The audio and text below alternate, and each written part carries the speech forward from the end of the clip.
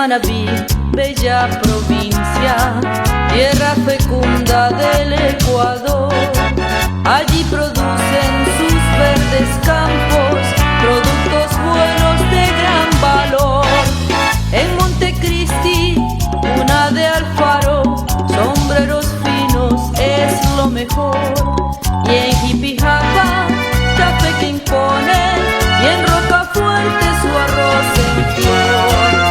Porto Viejo, la capital, pueblo de viejo historial, y Manta bien pintoresca, adornada por el mar.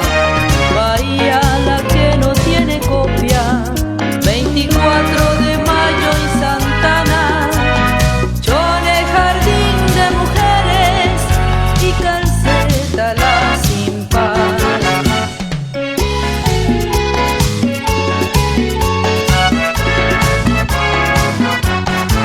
Las manabitas como las rosas tienen su gracia espiritual.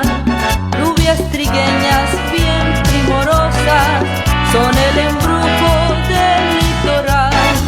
Lindas comarcas las de mi tierra, bendito el nombre de Manabí. Quiero a mi patria ecuatoriana, madre